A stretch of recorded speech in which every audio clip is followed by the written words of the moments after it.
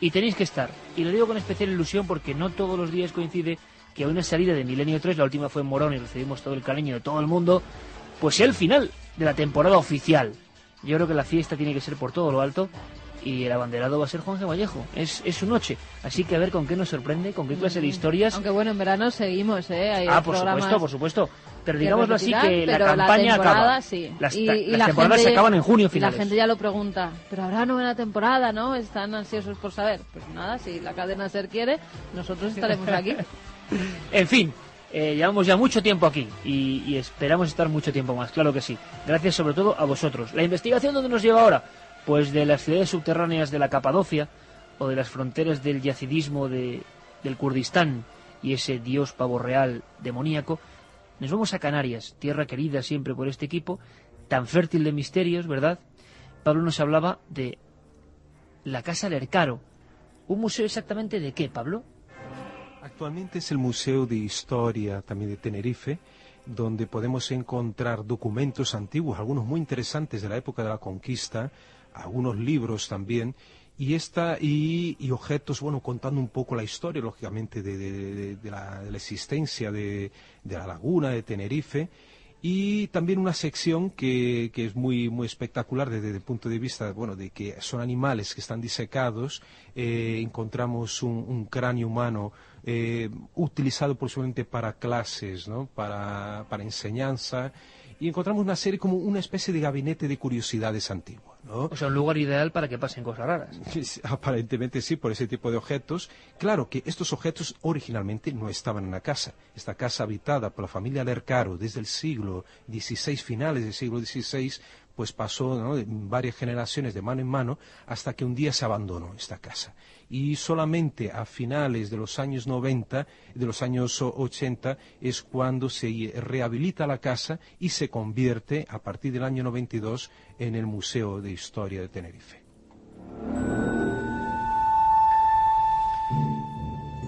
Vamos a ver si nos escucha nuestro compañero José Gregorio González para darnos más datos. Ya sabéis, nuestra voz ahí en las islas. José, buenas noches. Buenas noches, Iker.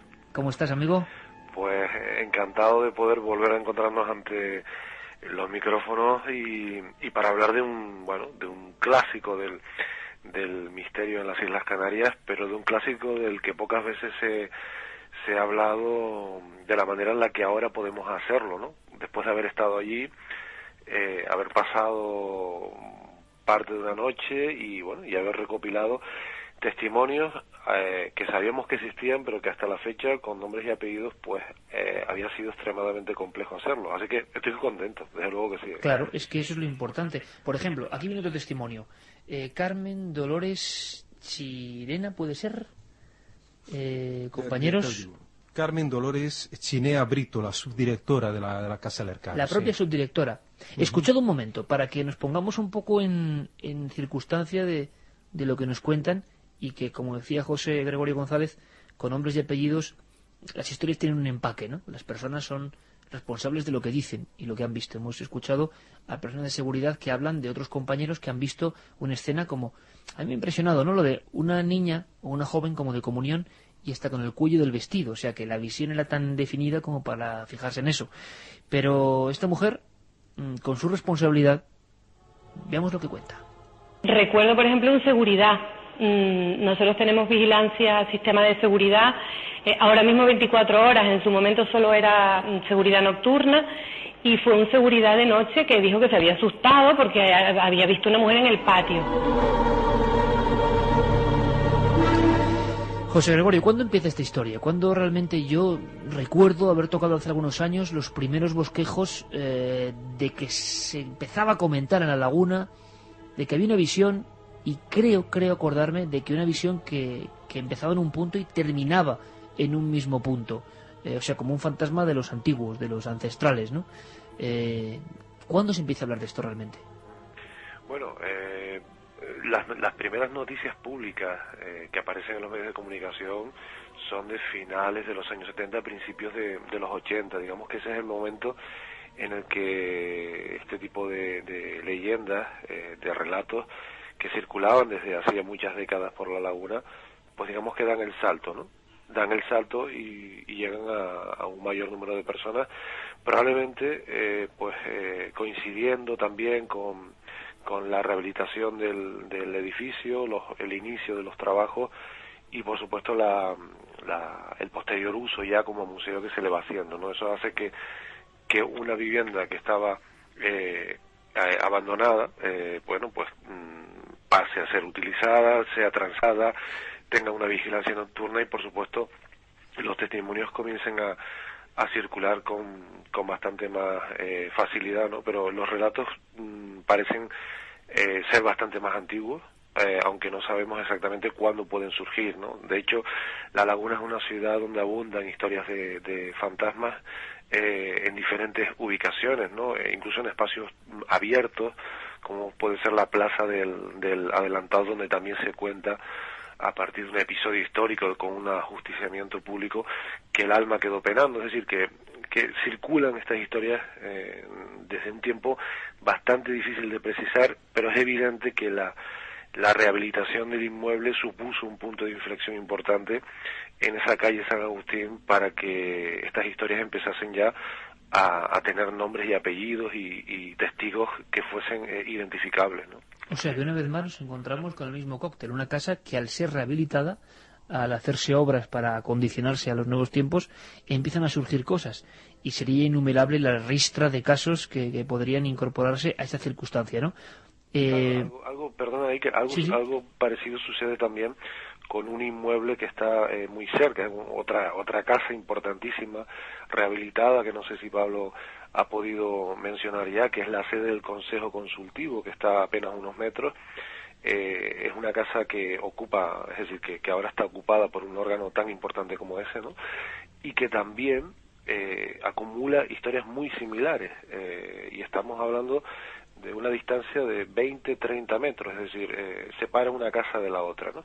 Y se da la circunstancia de que esta vivienda también fue rehabilitada, y por lo tanto se vuelven a añadir los factores de obreros, de trabajadores que intervienen en la rehabilitación, de personal que después empieza a trabajar ahí y de personal de vigilancia que tiene que, obviamente, velar por la integridad del inmueble, no solo durante el día sino también durante la noche. Por lo tanto, parece que la zona en su conjunto viene marcada por esa tradición de estar tocada por al menos por leyendas fantasmales, ¿no? Desde luego que abrimos esas líneas de forma especial por si gente de Canarias o de La Laguna en concreto ha estado allí, sabe más cosas, puede aportarnos más datos, la investigación siempre en vivo y abierta. Otra ficha, porque yo creo que es muy importante dar nombres y datos, la investigación proseguirá, pero dar nombres y datos. ¿Quién es Pablo Juan Manuel Fernández del Torco? Otra persona con importante relevancia. Exactamente, eso tiene relación con lo que hablaba ahora el buen amigo José Gregorio, ¿no? De este hombre es que nos cuenta, es el presidente emérito del Consejo Consultivo Canario y que estuvo mucho tiempo allí en la Casa Montañés, que es el mismo lugar, ¿no? Y tenemos un corte, si no me equivoco lo pasé a Carlos Largo, tenemos el corte de él hablando justamente de estas reformas y de estas personas que vieron, incluso que se acercaron a él muy asustadas, que habían visto algo y habían presentido algo raro en aquel lugar. En algunos momentos hubo personal del consejo que me decían que ellos oían ruidos extraños.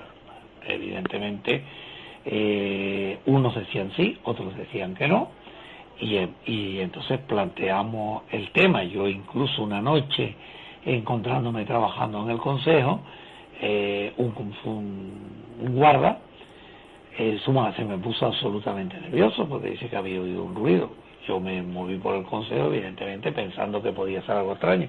Y estaba en ese momento saltando el fax, remitiendo otro consejero un parecer del dictamen.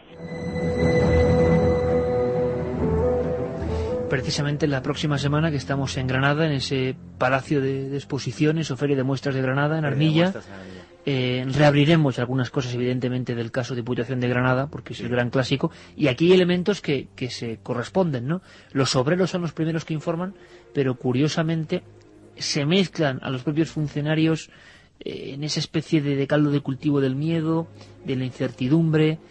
¿Hay alguna historia, Pablo, que pueda unir a esa muchacha que parece que muchas personas han visto, que es lo raro, con alguna historia? en esta casa? ¿Tiene algún origen, tiene algún porqué? ¿O no se ha llegado a hilar tan fino? Bueno, consultamos también a la subdirectora del Museo de Tenerife, y ella nos contó que estuvieron investigando si había, digamos, un origen para el fantasma, ¿no? Entonces se habla que de una tal Carolina Lercaro Justiniano, una joven que se hubiera suicidado hacia, digamos, o finales del siglo XVI, principios del siglo XVII, por una cuestión de que ella era obligada a casarse con un noble que ya no amaba. Todo impuesto por las familias, lógicamente, como era muy habitual en aquella época.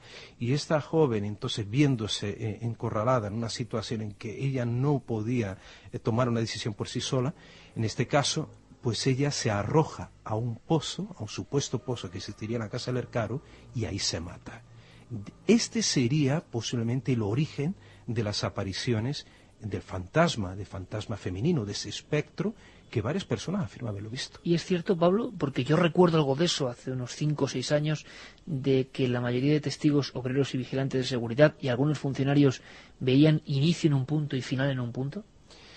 Pues puede ser. La cuestión es que, por ejemplo, como hay testimonios de que es un espectro tan definido, como habías dicho antes, de una chica, una joven, con una ropa, incluso hablan con un detalle de un cuello alto también, ¿no? Toda vestida de blanco.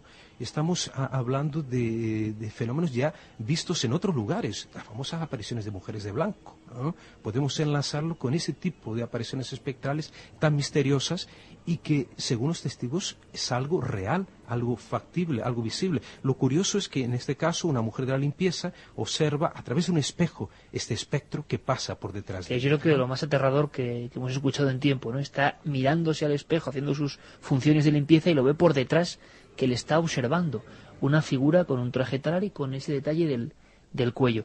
Y, José Gregorio, la investigación permite que estéis ahí. Yo no sé si ha habido un tiempo de cerrazón a hablar de este tema, si luego ha habido épocas donde no les ha importado a funcionarios de la casa hablar de este asunto. Ha sido como un vaivén, ¿no? Y ahora ha habido la suerte de poder estar ahí una noche.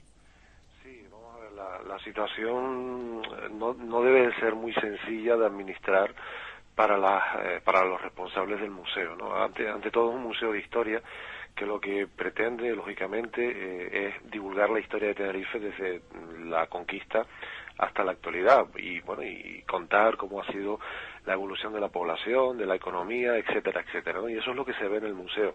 Lo que sucede es que, evidentemente, esta historia del espectro de esa supuesta Catalina Lercaro, ¿no?, que es una identidad difícil de precisar, porque la tradición la menciona así, como Catalina Lercaro, pero en las investigaciones que realizó el propio museo, o que han realizado investigadores independientes como Lorenzo Santana, con quien pudimos hablar también, pues no se ha localizado ninguna Catalina. Han habido varias en la familia, pero ninguna que se ajuste exactamente a ese perfil, aunque sí han habido varias jóvenes con otros nombres que al parecer han muerto jóvenes en extrañas circunstancias. Se ha llegado, José, permíteme, hasta ese punto, es decir, claro, a investigar los muertos de esa familia.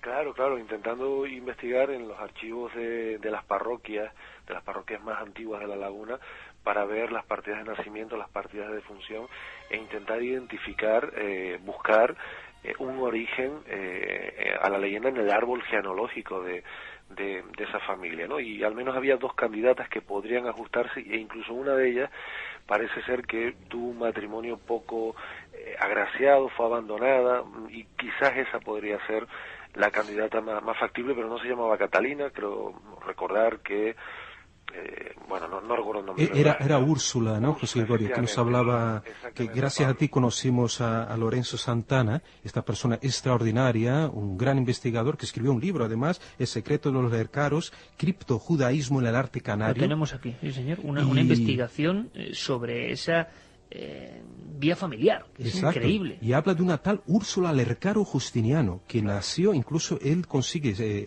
Lorenzo Santana, buscar los documentos en que encuentra que ella nace en La Laguna en 1695 y fallece en 1725. Y como dijo José Gregorio, ella muere en circunstancias extrañas. Parece que el marido se casa, se iba a casar con el marido, al final el marido no se casa físicamente con ella, sino por poderes. Esta mujer muere al cabo de 2 años, de unas circunstancias misteriosas, nadie sabe exactamente cómo, de forma brusca. Y después la otra mujer que se casa con con el viudo de Úrsula, muere enloquecida. Y entonces eso hace sospechar a Lorenzo Santana de que hubo algo más, de que estas mujeres pudieron haber sido asesinadas de alguna forma.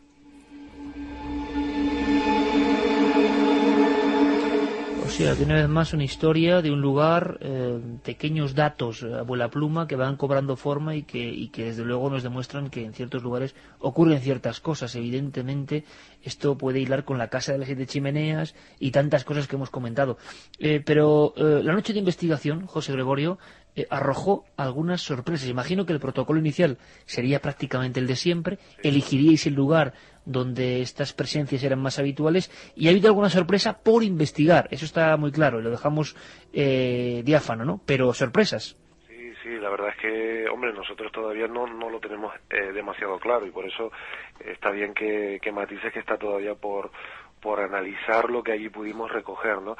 No fue sencillo conseguir la autorización por parte del museo. Sí que es cierto que hay una normalidad o cierta normalidad a la hora de hablar de este asunto, porque los visitantes preguntan de vez en cuando por el mismo, incluso los guías, no los propios guías del museo, sino los guías de La Laguna que visitan el museo con grupos, pues suelen, digamos que hablar del asunto. Ellos intervienen de vez en cuando, pero al final, después de etapas, como tú decías antes, en las que ha habido mayor apertura y otras en las que se han cerrado en banda, finalmente aceptaron que pudiésemos estar allí, y que con técnicas no invasivas que no afectaban para nada a la integridad del edificio, porque es un bien de interés cultural y eso debe quedar también muy claro, ¿no?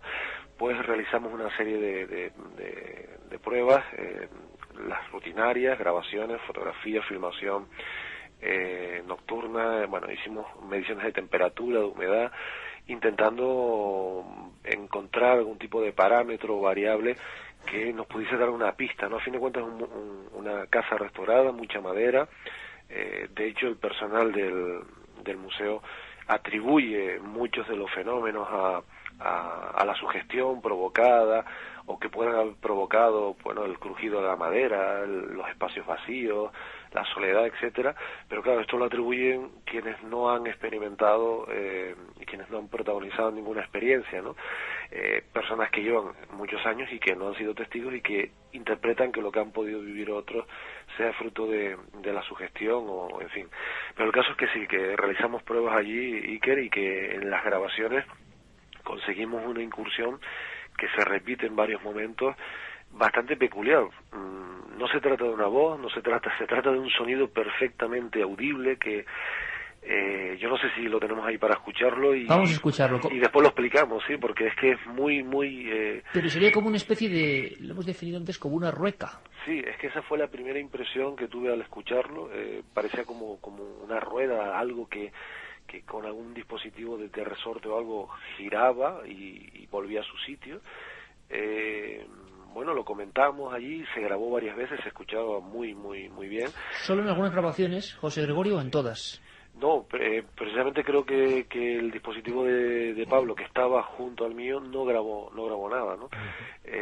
Y un sonido tan fuerte como ese tenía que haber quedado al menos mínimamente registrado en el aparato de grabación de Pablo, y no fue así. Y lo cierto es que, intentando descartar que fuese un fallo del dispositivo que yo utilicé, un mini D, esa misma noche realicé algunas pruebas, continuamos grabando al día siguiente, el sonido no se volvió a repetir, solo se dio en ese intervalo en el que estábamos haciendo una prueba, además con un sensitivo, con lo cual nos quedamos un poco desconcertados, y de hecho se apuntó a la posibilidad de que pudiese ser como una especie de máquina de coser, y un directivo del museo, que me voy a reservar el nombre, inmediatamente asoció el sonido, esa afirmación él no lo escuchó, pero sí la descripción que hicimos, a un antiguo uso que tuvo la Casa del Arcaro, que fue el de zapatería, y donde tal vez esos dispositivos estaban presentes. O sea que eso fue antes una fábrica de zapatería. Vamos a escucharlos, voy a pedir la opinión a todos, a ver qué opináis. Y si alguien, por ejemplo, experto en dispositivos de minidisc, aquí tenemos a Geray y a la gente que trabaja en el sonido, en la cadena SER, porque los minidisc a veces dan algunos sonidos raros, ¿no?, del propio motor. Dispositivo.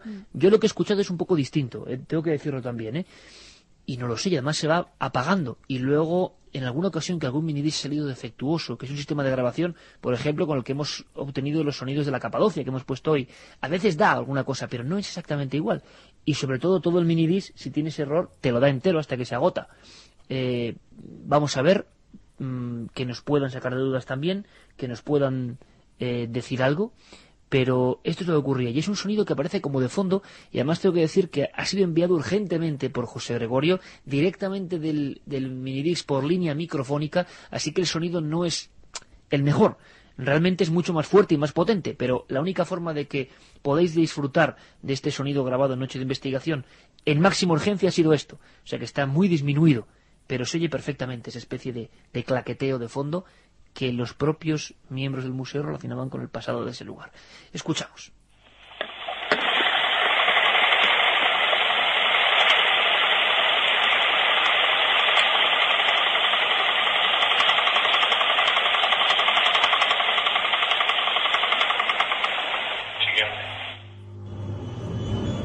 Ahí teníamos una grabación, creo que hay otro documento, que además lo raro, porque a mí me ha ocurrido en alguna ocasión, he utilizado minidisc en los últimos 12, 13 años, y alguna vez ocurre que se reproduce un clac, clac, clac, clac, clac, clac, pero que no se agota de esa forma, y que, como repito, el minidisc en su sistema lo contamina, si es el aparato o es el propio disco. Pero me ha sorprendido que parece que se oye, sube y luego baja hasta agotarse. Escuchamos de nuevo.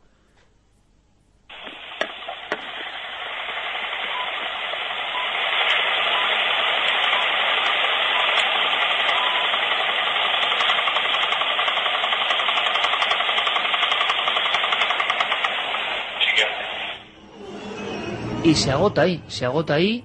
Yo no sé, Geray, si había otro documento, me dice Geray que sí, de otro momento en el que aparece ese sonido. Queremos vuestra opinión. A mí me sorprende, me parece curioso, sobre todo el hecho de que con el mismo minidisc, José Gregorio, luego se grabase en limpio normal. Ahora nos lo cuentas, vamos a escuchar de nuevo el documento, otro distinto, una segunda grabación. Bueno, si Catalina es el verdadero nombre del ente o del espíritu que se está manifestando en la casa.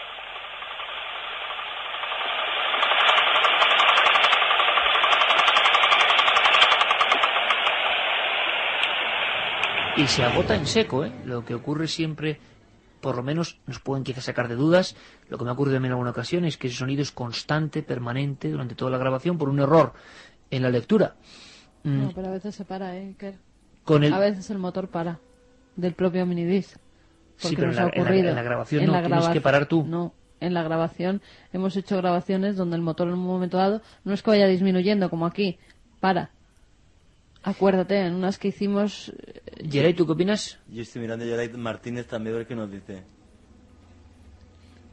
No sabe bien qué decir, ¿no? Lo curioso, claro, Iker, que eso se da después de la pregunta que hace el sensitivo Juan González Martel, ¿no?, amigo de José Gregorio y del grupo, y claro, elaboramos una serie de preguntas que hiciera, y claro, se da enseguida, ¿no? Suena muy fuerte, porque le hemos pasado por una interna y ahí te recuerda alguna de las grabaciones que hemos obtenido y que suena muy a algún tipo de motor. Sí. Hombre, a mí me recuerda a un sonido de mi niñez, porque en casa a mí, de mi tía había una máquina de coser, una sastrería y una máquina total, de coser. Yo igual, la de mi abuela, la Singer, exactamente. Efectivamente, la Singer, pero idéntica. Que tenía una esfinge idéntica. Era el sonido que hacía ¿Santi? mi tía Adelaida y mi tía Carmen, ¿no? Sí, la verdad es que el sonido de máquina de coser es calcado, y lo único que con respecto al minidisc es que no conozco cómo el funcionamiento del minidisc. El minidisc cuando graba tiene un buffer y va grabando por partes, o está el motor constantemente funcionando. constantemente funcionando.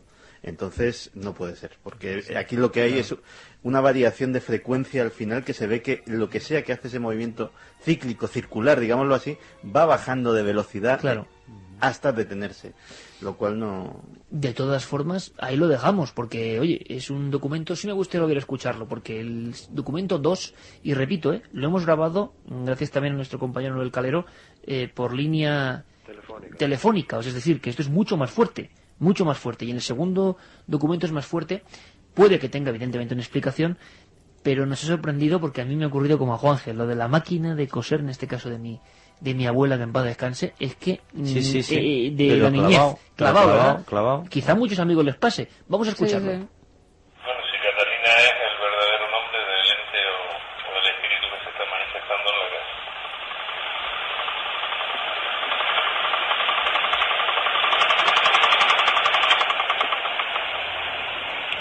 Y para y la grabación continúa, que es lo curioso. Para casi en seco y la grabación continúa. Y importante, Iker, también que llevamos un control externo de todos los ruidos que habían exteriores. Entonces, Fernando Hernández, nuestro amigo también del grupo, pues estuvo apuntando cualquier ruido externo. Si, por ejemplo, hubo un momento que sonó el teléfono en la portería de recepción de madrugada, y eso lo apuntamos, ¿no? Para saber que en aquel momento había una interferencia externa.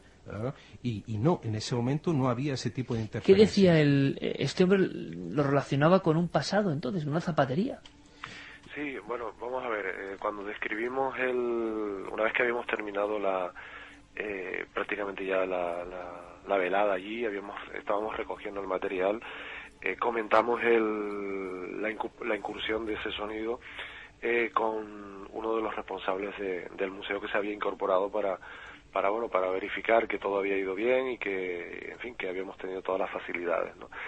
Y fue la descripción que hice, no se lo pusimos en ese momento, pero la descripción que hice del sonido, esa relación como de una rueca, como de algo a lo que se le daba cuerda y poco a poco iba ganando y perdiendo finalmente velocidad, pues en un momento determinado él lo primero que dijo instintivamente es que el lugar había sido sede de una zapatería, ¿no? Hay que tener en cuenta que antes de ser museo, esa vivienda, y además de ser casa familiar, ¿no? Cuando se construye por parte de los Lercaros, llega un momento determinado, a finales del siglo XIX, principios del XX, que ya tiene otro tipo de usos, llega a ser incluso la sede de una facultad de la Universidad de La Laguna, la sede también de un destacamento militar, y hay un momento concreto en el que la vivienda, es decir, el edificio, es ocupado por pequeños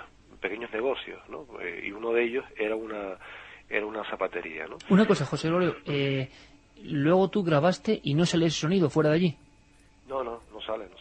No sale con el mismo minidisc y el mismo dispositivo. Sí, vamos a ver, esta secuencia que escuchamos comenzar, llegar a un punto álgido y disminuir en un intervalo que oscila entre los 16 y los 20 segundos, se repite 3 veces, es decir, en esos 2 cortes que hemos escuchado, y una tercera vez, creo recordar, se vuelve a repetir. Los 2 que hemos puesto son ilustrativos en la medida en la que en uno no se oye, no hay una coincidencia de voz humana con sonido, y el otro que hemos seleccionado vemos que hay una coincidencia de la voz con el sonido, y cómo la voz se oye perfectamente y sin embargo el sonido está también ahí, ¿no? Así que no se solapan. Y continuamos grabando. Al día siguiente terminamos de recoger testimonios con el mismo minidisc, y obviamente yo he realizado no sé cuántas pruebas, pero con el mismo minidisc, reproduciendo las circunstancias. Bueno, lo único que no hemos reproducido es buscar al sensitivo para que vuelva a hacer las preguntas, pero en el mismo lugar, bueno, en fin, haciendo diferentes pruebas, acercando el micro directamente poniéndolo en contacto directo con el aparato, con el dispositivo de minidisc, en fin, o sea, intentando reproducir, buscar una explicación, y no se ha grabado nada, es decir, bueno, pero nada de nada, es decir, ni siquiera nada que se le pueda parecer. Bueno, y eso, José Gregorio, lo grabamos en el famoso pasillo que da a la entrada de la antigua cocina de los Lercaros, que es ahí donde la mayor parte de las personas dicen que perciben algo raro, tienen dolor de cabeza, sienten olores incluso como a pescado, en una zona en que no hay pescado, ¿no? Y justo en ese lugar, por eso elegimos, me parece, en aquel momento, ¿no, José Gregorio, este sitio. La gran galería, que era una zona donde también se solía, una de las partes antiguas del edificio, donde queda la calle, además, donde se suelen comunicar sensaciones, la cocina, que es uno de los núcleos principales, y después ese pasillo que da a un patio interior, que también es, digamos que otro de los puntos calientes donde se parece centralizar las experiencias de quienes aseguran haberlas vivido, ¿no? Y por eso elegimos ese lugar y bueno y solamente sale ahí, no en el resto de grabaciones de la casa, sino solamente ahí. Solo en ese momento, en ese lugar y con esas circunstancias. Y solamente en un minidisc, no en el de Pablo. Efectivamente.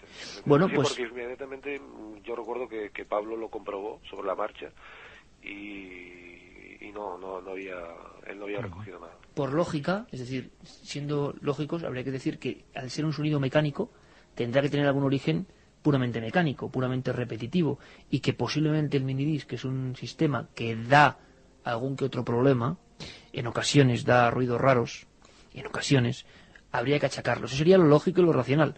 Y luego, si alguien nos puede sacar de más dudas, pues es interesante que apuntan una posibilidad. No sé dónde pusisteis, dónde estaban puestos, José Gregorio, los minidiscs. ¿En el suelo, en algún...? No, estaban en una mesa y aislados dentro de una caja también.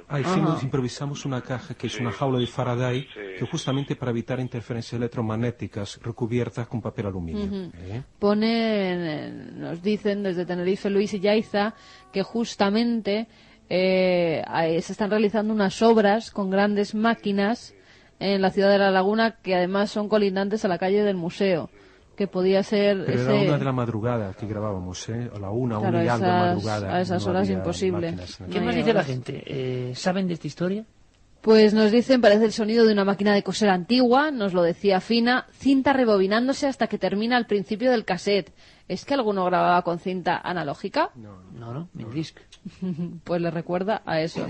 A mí ese sonido me recuerda al de una máquina de coser antigua de pedal.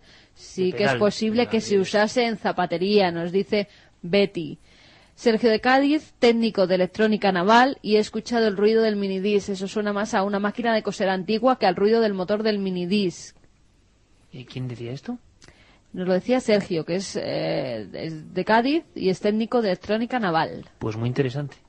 Yo estuve en Casa del Caro de visita y es impresionante. Se respira algo siniestro allí. Qué angustia. Tiene un pozo en el patio exterior. Buenas noches, milenario. Soy vigilante y no trabajaría en un edificio de esos de noche, claro. Gracias por esta noche tan emocionantes. También nos dicen mucha gente que va a ir a vernos a Granada el próximo sábado. Y también que no conocían la leyenda de la Casa del Caro. Que no lo conocían. Gente que vivía en Tenerife. Bueno, la idea es, eso es lo importante, dar nuevas alas, la investigación continuará. Nos gusta mucho que gente, por ejemplo, este técnico, también nos aporte su opinión. Santi y Geray, poco a medias, también daban un poco la clave de la dificultad para ese sonido, y lo lógico sería que la investigación continuase y despedirlo de nuevo con el sonido. Geray, claro que sí, vamos a ponerlo en el aire, porque a todos nos ha venido a la memoria, ¿no?, lo que es el inconsciente colectivo de algunas cosas, ¿no? Y seguramente en la niñez muchos hemos visto esas máquinas de pedal metálico, ¿verdad?, o de que se propulsaba y con un sonido, ¿verdad?, también, tan peculiar, en esas salitas que se utilizaban para coser, que las abuelas se utilizaban para coser y que ya no existen casi, ¿no?, esas salas. Y uno de verdad parece que está escuchando esa crónica antigua. Bueno, si Catalina es el verdadero nombre del ente o del espíritu que se está manifestando en la casa.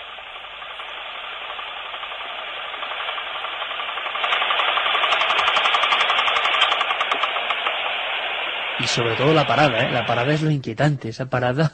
La parada es clavada cuando levantaba el pie. Cuando mi tía, además, levantaba el pie y cogía la ruedita de hierro para frenarla y quitar el hilo. Inquietante de verdad. Bueno, José Gregorio. Juanjo iba pasando una tela imaginaria por la aguja. Claro. José Gregorio, menos mal que un poquito de humor, ¿no?, para estas horas. Gracias, compañero, por todo. La investigación continúa, daremos buena cuenta de ella, y permíteme que felicidades por la labor en radio y en televisión allí en Canarias, con exitazo tremendo como te mereces. Un abrazo fortísimo, compañero. Gracias, Iker. Déjame solo que agradezca al museo, de verdad, el habernos dado la oportunidad de estar allí, a pesar de que ellos en gran medida quieren potenciar el museo como tal y se mantienen distantes frente a las comunicaciones de este tipo de fenómenos, y por eso creo que hay que agradecérselo de una manera, claro que sí, de una manera muy especial. Y por cierto que no hay pozo, es decir, que lo que hay es una boca de un pozo, pero lo que hay en la casa son aljibes que van a ras del suelo. Si Catalina o cualquier otra miembro de la familia se lanzó, se tuvo que haber lanzado en un aljibe, que es otro tipo de estructura, ¿vale? Que es un dato interesante, porque sí que hay una boca de pozo, pero está ciega, y claro, eso evoca la imaginación, estimula la imaginación, pero la versión del ahogamiento es anterior a la colocación de esa boca, por lo tanto la leyenda es anterior a la introducción de ese elemento decorativo allí. José, un abrazo muy grande, amigo, muchos éxitos, y un abrazo muy grande también para la familia de Canarias, ¿eh? Gracias, amigo, un abrazo a todos. La investigación siempre en vivo. Y ahora vamos a pasar rápidamente, a decir ayer ahí, de estas máquinas casi antediluvianas ya, a un sonido de videojuego, por algo. Un día mencionamos, va de otro tema, pero el Crazy Climber. Hay un documento que pone Crazy Climber y que en honor a Santi Camacho lo vamos a poner ahora. Pablo, como siempre, compañero, que es un placer. Canarias, tierra absolutamente, decíamos, fértil de misterios, y misterios que a veces tienen nombres, apellidos, testimonios y sonidos. Qué maravilla, amigo. Sin duda, y agradecer a estos amigos canarios, mis hermanos canarios, como José Gregorio, David Heilen, ¿no?, Fernando, Nando, gente maravillosa, y que realmente hace un trabajo muy serio, y ahora también en la radio autonómica allí de Canarias, con un nuevo programa de radio sobre la isla de San Marondón. Y bueno, agradecer a todos ellos, y especialmente, como he dicho, a la gente del museo. Nos costó un poquito, les costó a José Gregorio, que estuvo persistente en el tema desde hace bastante tiempo, ¿no? Y agradecer a los directores de la Casa del Alcalde. Un abrazo como siempre, Pablo. Muchas gracias, amigo. Gracias, amigo. Vamos a hacer una cosa, nuestro momento nostalgia, y vamos a romper la tercera hora. Vamos a tener una entrevista que yo creo que va a ser sensacional. Permitidme la palabra, porque pocas miradas, pocas historias, pocas mentes prodigiosas como la de José Mir Rocafort. Quizá muchos jóvenes no les diga nada este nombre. Fassmann. Fassmann fue un hombre que fue de teatro en teatro y contaba a la gente que era la única forma de desplazar o descargar sus poderes reales. ¿Qué poderes eran esos? Su vida desde niño, cuando fue tomado por endemoniado en su pueblo de Sort, es una película. Es una película auténtica. Su hija, después de su muerte, recopiló papeles, documentos y ha hecho un trabajo encomiable. Vamos a hablar con ella. La historia de Fassmann desde niño. Si ocurre en América, tendríamos una serie. Solo os digo eso. Si queréis escucharla, la tercera hora. Pero ahora, hay que aprovechar que Santi Camacho, damos un cambio radical. Santi Camacho decía que si hubiera venido así en el 79 iría perfectamente también a la moda. Un reloj Casio de estos cuadrados que se vuelven a poner de moda ahora, sí, que es algo insólito. El revival. La bizarrez es insólita, y me dicen que incluso los de calculadora. Sí, los de calculadora los han sacado en todos los modelos, y ahora mismo la gente más cool, que se llama así, la gente más in, la que va a la última moda, los lleva. Pero ¿cómo es posible que se ponga de moda ese? Yo he visto varios, sí, con él. ¿Cómo es posible? ¿Qué resortes internos, imagino que la nostalgia, de la que hablamos aquí de vez en cuando, se ponen en marcha para eso? La camiseta de los Picapiedra, unas John Smith, ¿no? ¿O qué son? Sí, parecidas. De las de botita de lona, ya sabes. En fin, Santi, que vienes absolutamente apropiado para hablar de un tema que nos han aseteado. Incluso pantalón más estrechito, claro, más pegadito. Sí, Santi. Es que lo que son las ocasiones perdidas. Si en 1979 llego a aparecer por clase en el colegio, así, es que me la llevo de calle. Rompías la pana. ¿No? Y en aquel momento pues llevaba un Loden verde bastante me había puesto mi madre y que... Con ese mismo atuendo podrías estar jugando en esos lugares de perdición y de conocimiento que eran los billares y los futbolines. Hemos hablado, Pablo está así diciendo, ¿pero de qué estáis hablando? Bueno, es que hay una sección que le llamamos nostalgia y que a veces, ha sido un éxito tremendo, ¿no? Mucha gente nos ha hablado de un juego, y esto es serio, un juego algunos, como el amigo Javier Coria, nos escribían diciendo que es leyenda urbana, que bueno, vamos a contarlo. El Polybius, que era un juego arcade que te volvías loco, o sea, directamente. Pero, ahondando en el mundo de los juegos, sé que a mucha gente le va a caer la lagrimilla. Yo le decía, Santi, ¿tú te acuerdas en aquella época del juego, el de la rana, todos los clásicos, ¿no? Y hablábamos de uno que era delirante, o sea, solo una mente enfermiza podía hacer este juego, Crazy Climber, que era el hombre que subía por las ventanas y se le cerraban las ventanas, los buitres le arrojaban huevos y él tenía que esquivarlos. Bueno, pues el sonido 1981 del Crazy Climber a 5 duros la partida era exactamente este.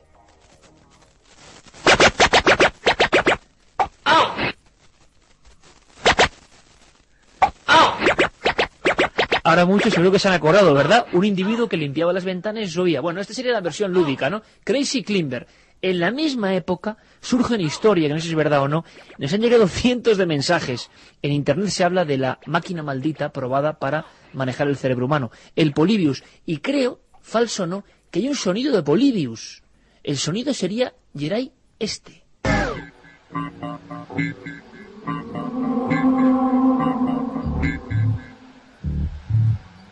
Bueno, el sonido desde luego es inquietante. Yo no sé si es una banda sonora de Tangerine Dream. Se aparece como si Star Trek de repente tomara la nave del misterio. O sea, sí. Las imágenes que lo acompañan es ya para terminar de volverse loco. Bueno, pues en esas máquinas recreativas, en esos arcades, como decían, creo que incluso muy principios de los 80 surge la leyenda urbana, que es el territorio de Santi Camacho, del Polybius. Pues si de estos encargos que me haces tú de vez en cuando, este ha sido de los más complicaditos. He tenido que recorrerme buena parte de la red, echar mano a libritos de leyendas urbanas y hasta contactar con algún amigo de Santi de Allende los Mares. Alguno que ha hecho la tesis sobre el Polybius. Efectivamente. Y hay mucha leyenda urbana, de hecho casi todo, absolutamente casi todo lo que se puede leer en Internet entra dentro de esa categoría, pero hay algún puntito verídico que diremos al final.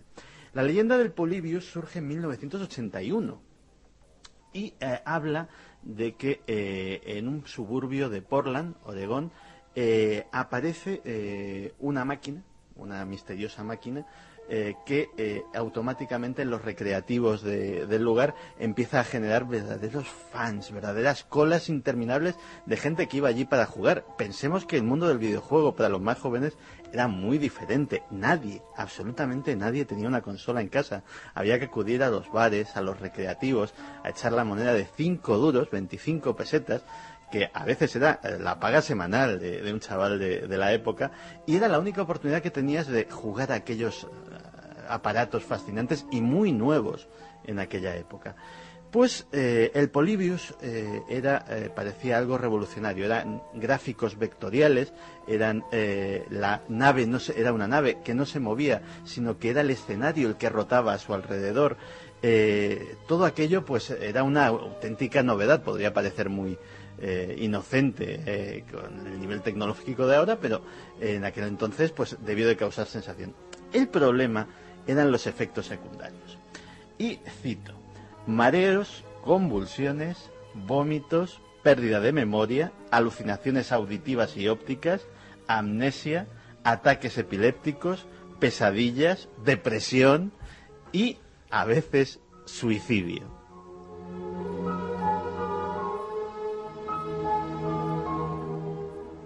Claro, si encima rematamos la historia con que también había hombres de negro que iban a los encargados de los recreativos a hacerle preguntas precisamente sobre los chavales que jugaban, que incluso anotaban las puntuaciones de los récords, quién sabe para hacer qué investigaciones, pues tenemos una leyenda urbana redonda.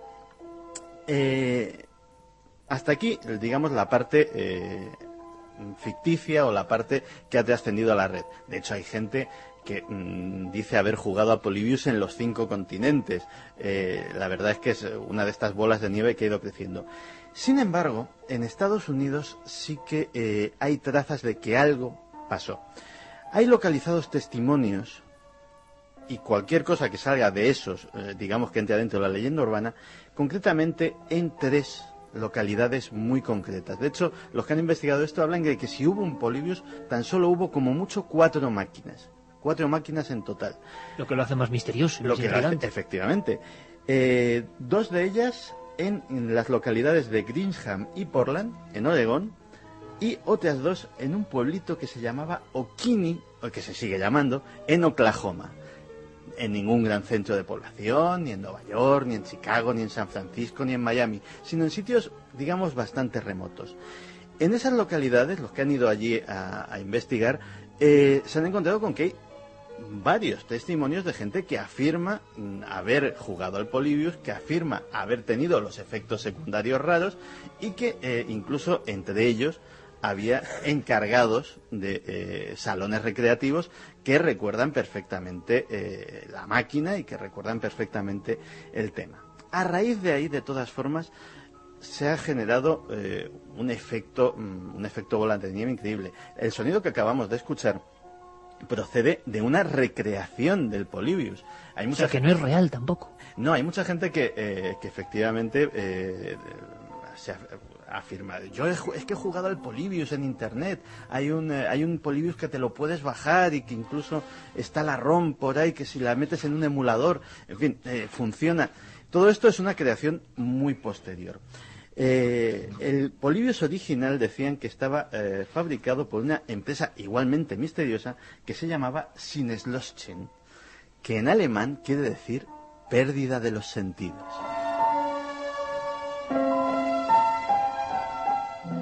Para aumentar el misterio, hace unos años surge en la palestra un individuo misterioso, porque tampoco nadie le ha podido entrevistar en persona, pero sí que ha aparecido en diversos foros de internet y en diversas páginas especializadas, sobre todo en videojuegos, dando su testimonio, diciendo llamarse Ed Rothenberg y haber sido parte del equipo desarrollador del Polybius. Las entrevistas que las he leído de Ed Rothenberg da tal cantidad de detalles que si es un fake, si es un fraude, la verdad es que es elaboradísimo, porque el tipo ha desarrollado una historia tremendamente coherente y sobre todo poblada por muchos detalles pequeños. Según él, ellos trabajaban para una empresa de videojuegos mucho mayor, eran una empresa de videojuegos independiente y directamente seguían instrucciones de hacer un juego con determinadas características. Cuando en uno de estas localidades murió víctima de un ataque epiléptico una de las personas que jugaron, fue cuando decidieron retirar a toda marcha aquella máquina de allí. Realmente eso tiene cierto fundamento, no está muerta, que no está ni mucho menos comprobada, pero sí que por la misma época la compañía Atari sacó un juego que se llamaba el Tempest.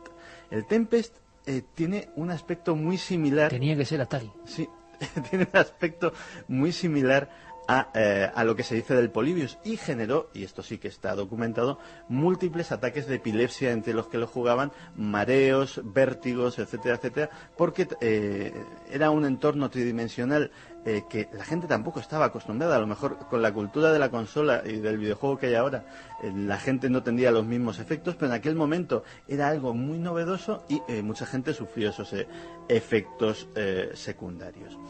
Y fíjate que hablando de Atari, también es curioso que en aquella misma época Atari tenía un contrato con el gobierno de los Estados Unidos para desarrollar una serie de software, entre comillas, educativo, que nunca se averiguó en qué consistía. Sí se supo una parte de él. Por ejemplo, se supo que Atari desarrolló un simulador del tanque Bradley para que los soldados que iban a funcionar con ese tanque, que iban a operar en el campo de batalla, pues antes de hacer sus prácticas con un tanque de verdad, el consiguiente peligro y poder dañar el aparato, pues se entrenasen con este simulador del tanque. De ese contrato con el gobierno de los Estados Unidos es lo único que ha trascendido.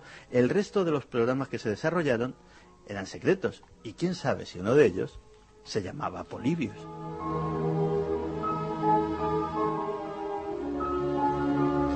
En fin, como siempre, magistral, Santi Camacho. Ahora con esto hemos desentrañado ya, por fin, es que nos inundaban con el tema Polybius. ¿Os acordáis de que uno de los tanques llegaba a tener el propio, en la sala de recreativos, uno de estos juegos de tanque, llegaba a tener el propio mando del tanque? ¿Te acuerdas de Sí, eso, eran Santi? dos palancas. Dos palancas. Con cada y una el punto controlabas de una mira. oruga del tanque. Exactamente. Que eran como muy avanzados para su época. Yo estoy seguro... ¿Hay gente que ha jugado al Polybius? Estoy seguro que... No. No. Es que... Ahí está, Janet. Hemos echado la moneda. Yo pensaba que iba a haber gente que le iba a decir, ¿eh? Había una historia, además, dentro de la leyenda urbana esta, había una historia que era increíble, que era que además te mandaba mensajes subliminales que decían, obedece, no tengas imaginación, Ahora, sométete. Tú has contado la leyenda urbana, Ujú. y algunas de esas trazas de leyenda urbana y pura y dura son, en determinados momentos de Guerra Fría, de inversión tecnológica, perfectamente creíbles. Y la leyenda urbana, ¿qué tiene que tener? Sustrato para ser creíble. Y tú lo cuentas y depende en qué grupos sociales se cree perfectamente. Hay una leyenda urbana de videojuegos también fascinante, que como no está comprobada, es leyenda urbana y como tal la vamos a tomar, que dice que determinadas puntuaciones de determinados juegos pasan directamente al gobierno de los Estados Unidos y si alguien es muy bueno, pues contactan con él. Es buenísima esa leyenda urbana. Sí. Contactan Yo con él entonces tendría que para hablar hacerle de piloto un de heavy... determinados aparatos o para entrenarle como comando de operaciones especiales o cosa por el Yo estilo. era un heavy de mi infancia que había en Vitoria y se tendría que haber sido fichado por el ejército ya porque él era el auténtico campeón con mechero. Pero eso, heavy, con mechero había en todos los recreos. Ya, pero yo con todo el cariño para los heavies, pero es que había uno que hacía lo del Oye, que mechero. yo ¿te era acuerdas? heavy cuando tenía pelo, no pasa nada. Por eso, pero si no estoy diciendo nada malo, qué manía. Pero que hacía aquel truco tan español de con el mechero, lo del famoso juego que fue el de Olimpiadas 84, que fue como otra fase en el mundo del juego. Y había puntuaciones que eran estratosféricas, ¿Y increíbles. quién no imitaba al heavy con el mechero? Todo el mundo. ¿Qué dice la gente? 7640 y la página web de cadenaser.com. Mira, María José nos dice que en un capítulo de Los Simpsons sale la máquina de juego con Sí, un señor. rótulo donde dice Temporada propiedad 13, del para ser gobierno de exactos. Estados Unidos. José Orobio dice, buenas madrugadas, con respecto a los videojuegos, me acuerdo de haber jugado la primera versión de Doom, juego de tiros con mucha cantidad de sangre gratuita y todo lo relacionado. Ese día Y cambió mi solo lo usé unas pocas veces ya que me producía una sensación de que me perseguían, inclusive me ponía a sudar frío, me mareaba, un mal rollo de los buenos. Pues con respecto a los relojes digitales nos dice Joshua que él lleva usando relojes digitales desde los 80 hasta hoy y no por moda sino porque son más baratos y exactos. Sí, pero es curioso, ¿no? Porque vuelven estas modas, porque este revival y algunas cosas Todo vuelve. será motivo para nuestra sección Nostalgia, que ha tenido un gran éxito, un gran eco, y como siempre decimos, podéis proponernos cosas que sean origen de leyenda urbana. ¿Os acordáis de las bebidas, no? Leyenda urbana y ahora el videojuego, que habrá más, porque del mundo del videojuego hay mucho que contar, desde Mira, luego. decía Níker, uno que dijiste tú hace unas semanas que habías jugado que se parecía al Polybius, cree un amigo que puede ser el Missile Command, que también se manejaba con Missile un mando Command, sí, señor. de forma esférica, que el juego había que Sí, proteger forma 6 esférica. ciudades de 2 Sí, misiles sí, que sí, caían sí. del espacio, era muy simplón, No tenemos tiempo, bueno, simplón, según como se mire. Yo no me pasaba en la primera con pantalla. los gráficos, que eran muy básicos. Ah, bueno, pues luego que nos den más datos, porque seguro que siguen llegando a cuentagotas, repetimos que estamos la próxima semana en Granada, en radiogranada.es para más información y que vamos con Fassman. Increíble entrevista y un hecho muy dramático. Ha ocurrido aquí al lado, dramático y extraño, vamos a contarlo. Ahora mismo 3 y 7 minutos, la nave del misterio radiofónica Milenio 3 que continúa, y ya lo sabéis, próximo sábado, Granada, ahí estamos, fin de fiesta, con todos vosotros y nosotros unidos en el amor por la radio y la comunicación. Y hablando de comunicación, hubo un excepcional comunicador que se dedicó gran parte de su vida, lo hizo así, a subirse en escenario y dicen que a hacer mentalismo, hipnosis, pero muy lejos de lo que hoy conocemos.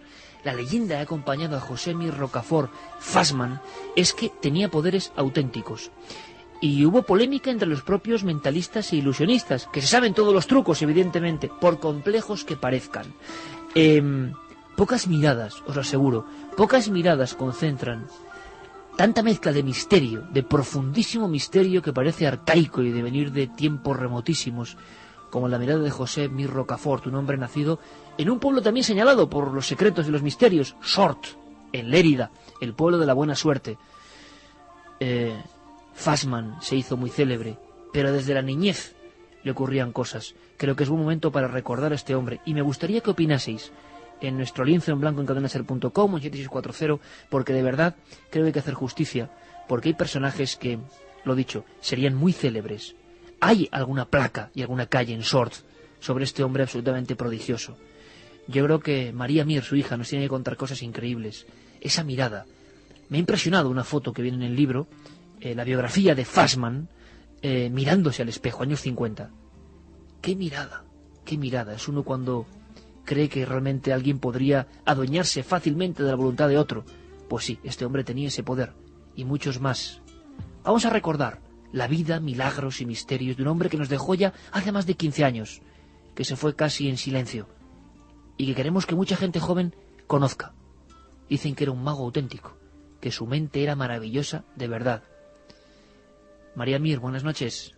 Buenas noches, Iker. Bueno, yo creo que para ti también las imágenes de José Mir Rocafort son muy especiales. Has hecho un trabajo de recopilación impresionante.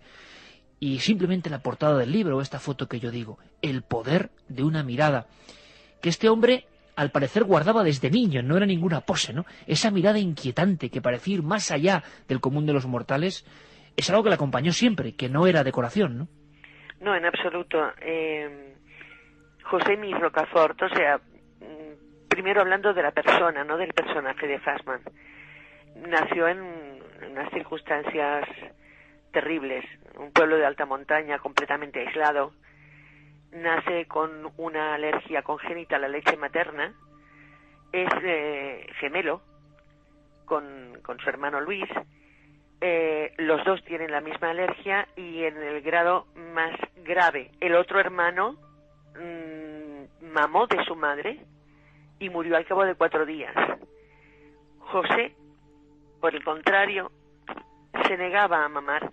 Nació tan pequeñito que hoy en día le hubieran puesto en una incubadora porque el niño parecía que no estaba, como se dice, bien hecho. Y le vieron tan mal que al día siguiente de nacer se lo enviaron a una ama de cría a un pueblo próximo a Soriguera, pero todavía más alto en la montaña, más aislado. Y allí se producen los primeros digamos, hechos misteriosos en su vida. En primer lugar, se niega a mamar de la ama de cría. Es decir, él no permite que le entre ni una gota de leche en la boca. Eso le salva. Y por otro lugar, un misterio, y es que pasa 5 años en esa casa sin que le vayan a buscar, sin que le vayan a visitar. Es decir, completamente aislado de la familia, algo que él percibió toda su vida como un abandono. En ese ambiente completamente aislado, hay que ver esas ruinas, cómo impresiona ver en medio de una naturaleza salvaje. Es un lugar impresionante, y pensar que allí, rodeado de mujeres analfabetas, creció durante los primeros 5 años de su vida un niño que no tuvo ningún estímulo, que además se alimentaba prácticamente de sopa de pan con ajo, porque claro, rechazaba la leche. Se producen unos episodios de escapadas continuas donde hay que buscarlo por todo el pueblo. Y ya está configurada perfectamente esa personalidad de hombre reconcentrado, introvertido, perplejo, que no entendía la sociedad que le rodeaba. ¿Nos has pasado alguna información, algunos cortes sonoros de alguna de las entrevistas ya postreras de José Mir Rocafort Fassmann? La persona y el personaje, importante, que ahora estamos pues plasmando para cientos de miles de amigos jóvenes. Vamos a escucharlo y lo comentamos, porque yo creo que él lo comenta incluso con un tono entrañable, pero desde luego, desde esa infancia que tú comentas, ya estaba rodeado de un halo diferente. Vamos a escucharlo. Si no me equivoco, usted Si no me equivoco, le llamaban brujo en el pueblo. Sí, decían que era brujo porque yo hipnotizaba conejos y gallinas y a los condiscípulos les hipnotizaba y les decía, hoy el maestro te preguntará tal cosa. No me diga, a usted debían verle como a un santo, los condiscípulos. Sí, a las mujeres se persignaban cuando pasaba. Decía, está entregado al demonio, este niño está entregado al demonio. O sea, desde muy pequeño usted es consciente de que tenía facultades especiales. Sí, creo que sí. Con esa rotundidad, ¿no, María? Es decir, y en un ambiente donde ¿qué podía pensarse? Pues claro, que había un pacto con el maligno. No tuvo que ser nada fácil para Fassmann, todavía, en aquel momento simplemente José, ¿no? Pero ¿qué clase de... ¿Era real todo esto de la hipnosis aplicada y de dónde había aprendido, María? El niño sencillamente subió en esa manía que tenía de escaparse y de estar siempre solo, subió a la guardilla de la casa, una casa muy grande que había tenido unos propietarios, la casa tenía más de 100 años ya, y había tenido propietarios como un señor que fue diputado de la Mancomunitat de Cataluña, un hombre muy culto, un filólogo. Más tarde otro propietario había sido un masón, un gran masón, un gran maestro de la masonería, y se ve que se habían ido acumulando una cantidad de libros que iban dejando los propietarios anteriores, y cuando el padre de José compra la casa, pues esos libros estaban allí en la guardilla. El niño sube un día y empieza a descubrir esos libros, empieza a leer, y otro buen día de repente se presenta en una zapatería que había en la misma Plaza Mayor, al lado de la casa de sus padres, y eran muy amigos y tenían mucha confianza. Allí se hacían los zapatos, se hacían las espardeñas, y el niño, que tenía entonces 9 o 10 años, le pide a los aprendices que le dejen practicar una cosa que él ha descubierto que puede hacer. Uno se presta y el niño practica lo que quiere practicar, lo deja en trance hipnótico, y en trance hipnótico le ordena hacer una serie de cosas, y ese aprendiz pues las hace. Eso se repite una y otra vez hasta que se entera el dueño de que iba y que por las tardes les dejaba en trance hipnótico a los aprendices, y entonces pues lo saca de allá cajas templadas. Ahora bien, ¿qué era aquello? Pues una cosa muy sencilla. El niño encontró unos libros que Fassmann posteriormente dijo que se llamaban Magnetismo y Sugestión en 20 lecciones del Instituto Sage de París. Este libro evidentemente no era este el título. Él el título siempre lo camufló para que no le hicieran preguntas en un momento en que no era conveniente que él dijera qué era lo que leía. Lo que ocurrió fue que sí, encontró un libro donde aprendió, indicaban una serie de ejercicios para hipnotizar.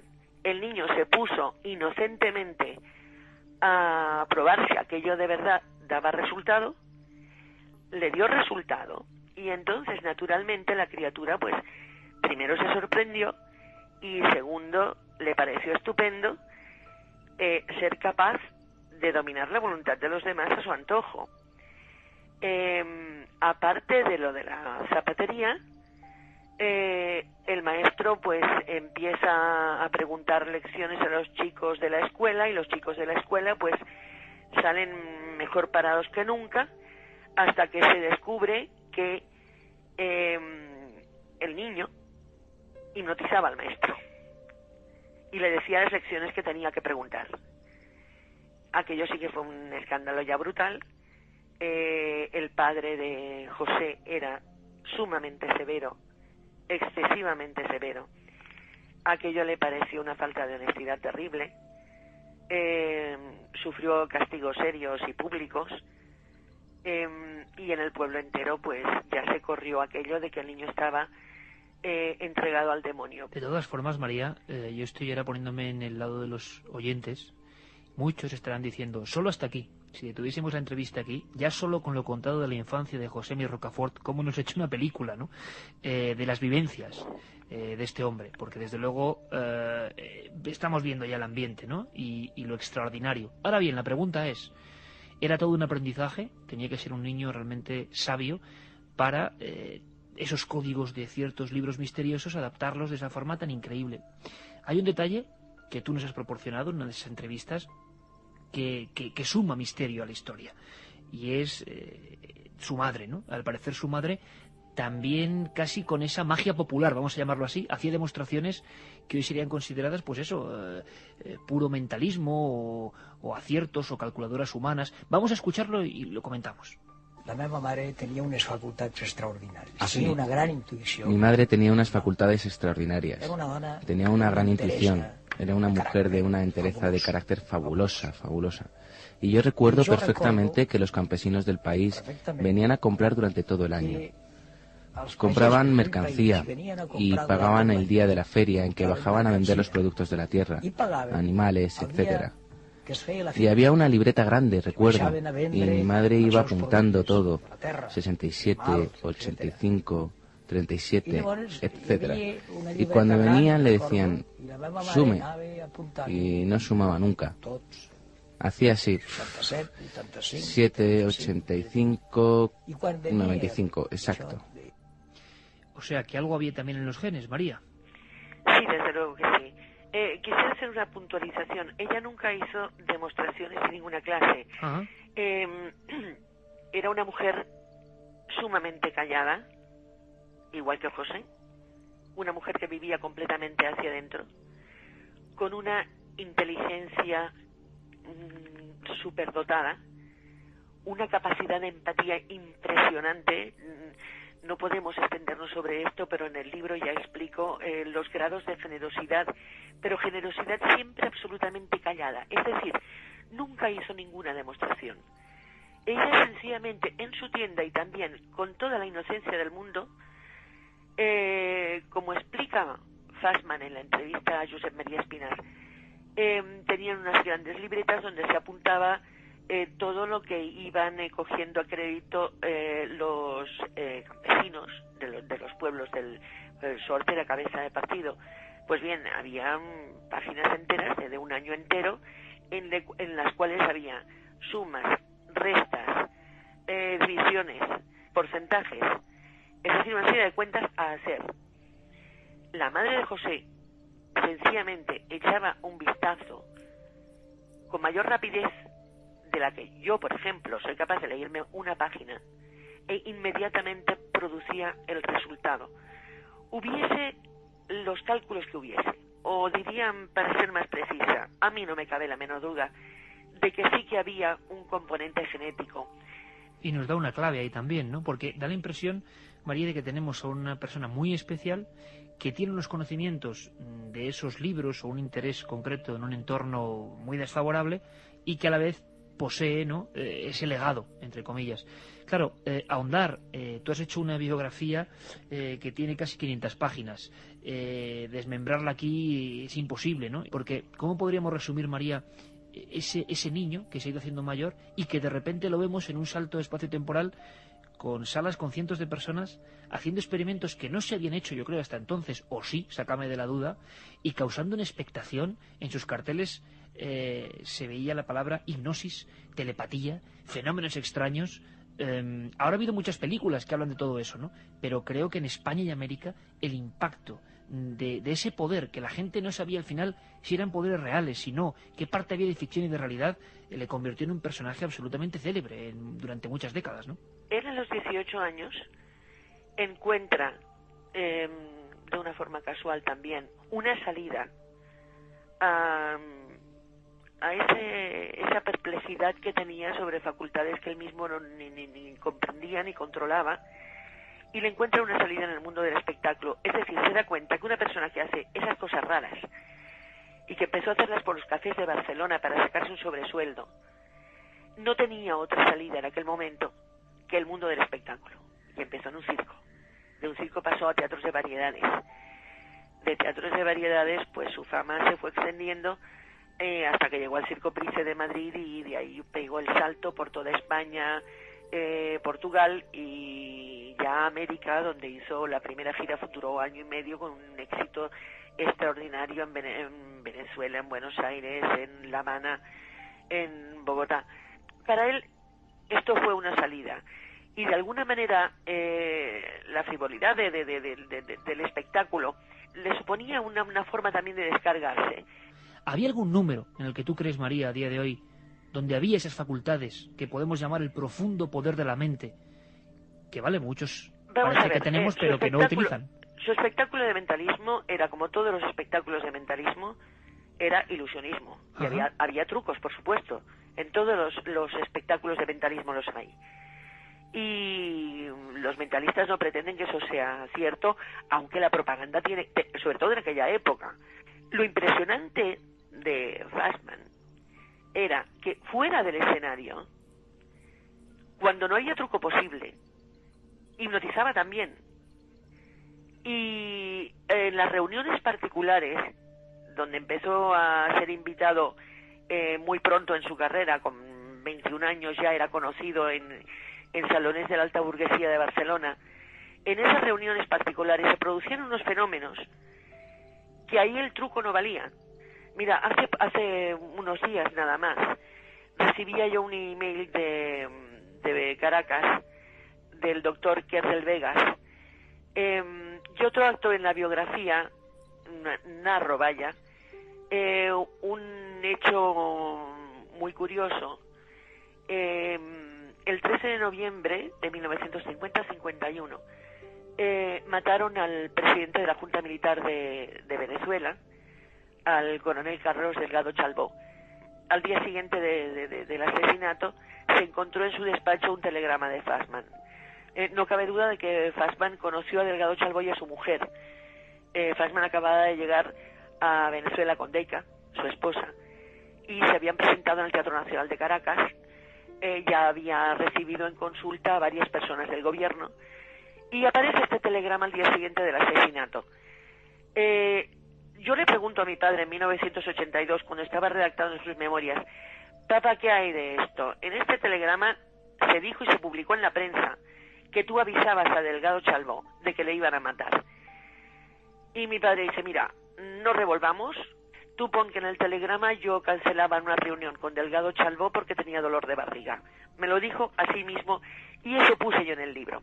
Pues hace unos días el doctor Quer del Vegas me enviaba el testimonio de una señora que aún vive y que afirma que mi padre estaba en una reunión y que en un momento de su actuación se detuvo y dijo: en este momento va a entrar un personaje, es un personaje muy importante de la política.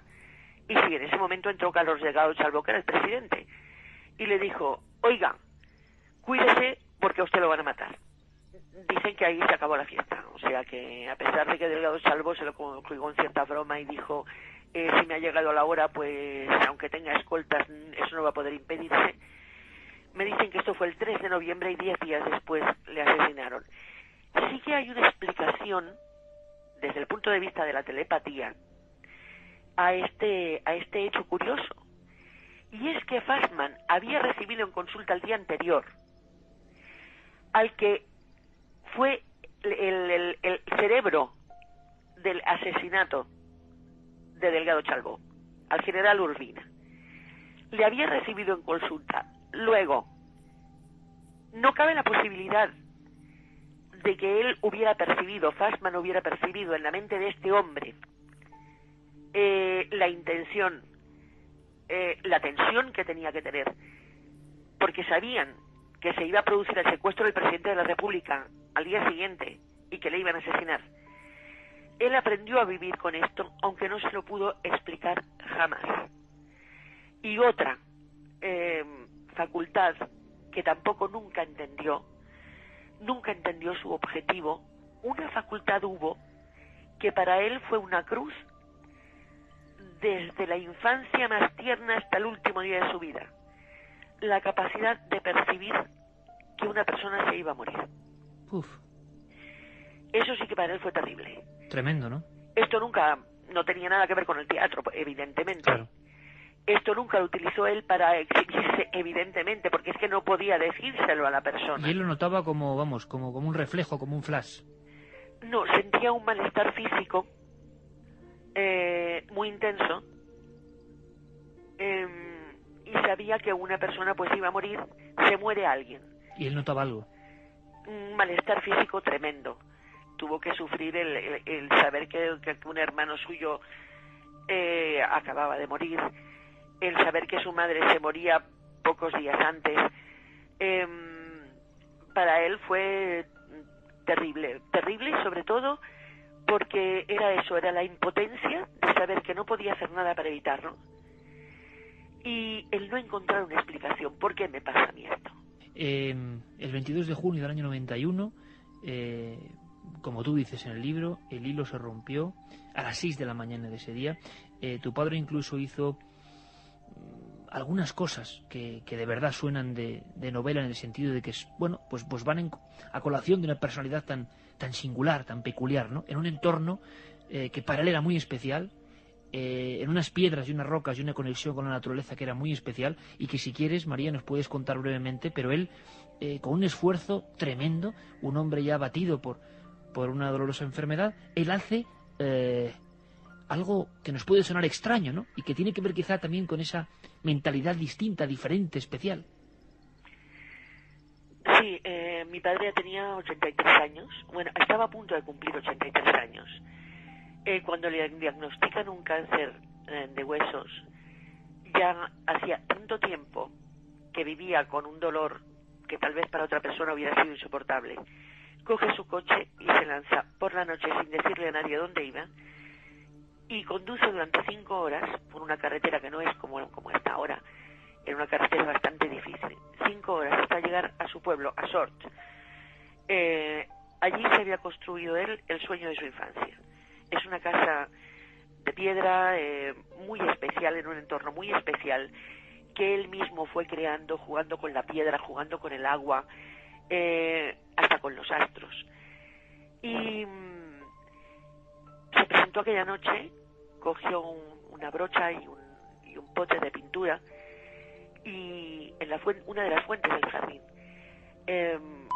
volvió a repasar el nombre de su madre, que le había escrito al inaugurar la casa en el 65, Pilar, y abajo las palabras que él había escrito en el 65, volvió a repasarlas con pintura: Pilar, vida. Dejó el potecito de pintura y la brocha allí, entró en la casa, se sentó en la sala, dejó abierto el periódico del día, fue a la habitación, se puso unas almohadas, es decir, dejó un rastro, porque él sabía que no podría volver, pero dejó un rastro para que quien viniera pudiera seguir esas últimas horas que él pasó en esa casa, que para él era el sueño que había tenido de revivir su infancia cuando la hizo. Cuando baja a Barcelona, él ya sabe que le quedan días. Cuando mi padre me dijo con absoluta naturalidad, sin ningún tipo ni de misterio, ni de voz engolada, ni de cosa rara, me dijo: escolta, que la mamá em ve a veure cada nit, em diu que no em preocupi, te lo digo en catalán porque es como resuena en mis oídos.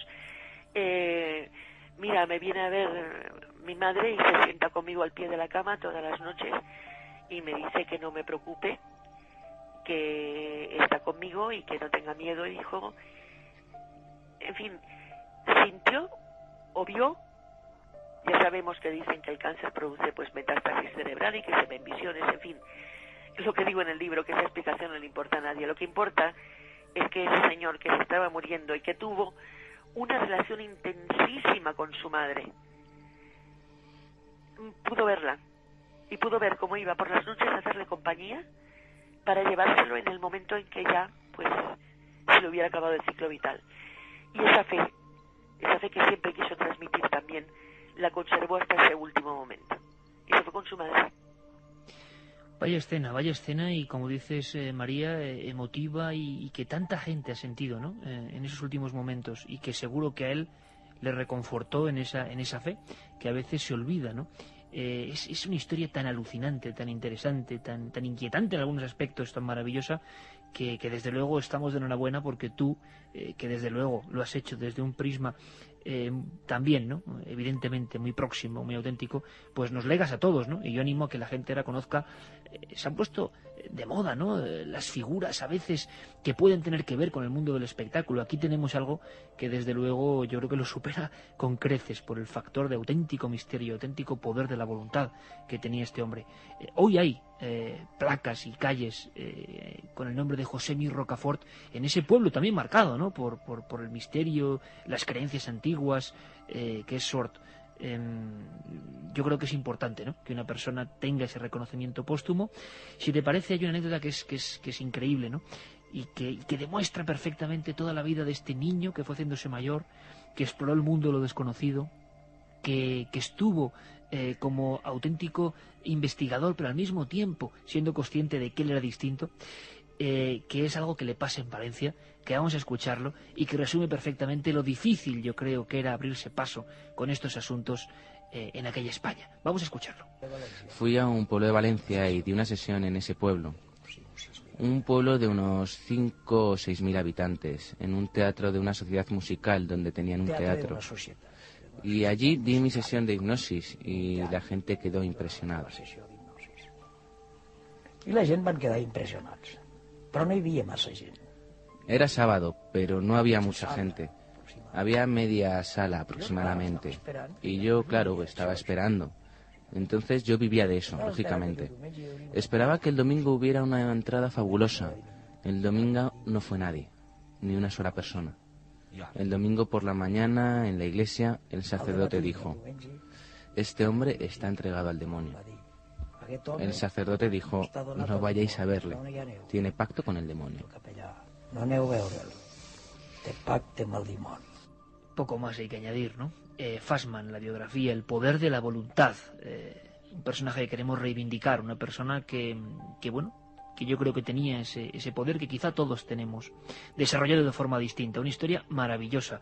Y su hija, María Mir, en Triago Ediciones, bueno, pues nos lega este material increíble. Yo, María, lo que te invito es a que la próxima temporada ahondemos un poco más, que hay tantas cosas que contar y que tanta gente pues se enamore un poco del auténtico misterio, ¿no? Una mente prodigiosa, sin duda alguna, Fassmann. María, un abrazo grandísimo, gracias. Igualmente, Iker, mira, mi padre tuvo el perfecto entrevistador, lo encontró a los 78 años y siempre lo dijo. José María Espinas le sacó del alma en esa entrevista que tú has puesto unos cortes. Y yo te puedo decir que he estado hablando de mi padre en presentaciones, me han hecho entrevistas, pero que jamás nadie había conseguido sacarme lo que me has sacado tú esta noche, y es por esa personalidad tan especial también, tan honesta que tienes. Muchísimas gracias. ¿Quieres ser comentarista de Milenio 3? SMS al 7640. Milenio, espacio y lo que nos quieras contar. Sabemos que siempre hay alguien al otro lado. 3:36 y de verdad que se podrían contar muchísimas cosas más. Gracias, María, hija del gran Fassmann. Gracias por esas últimas palabras emocionantes. Hablamos de un icono del misterio.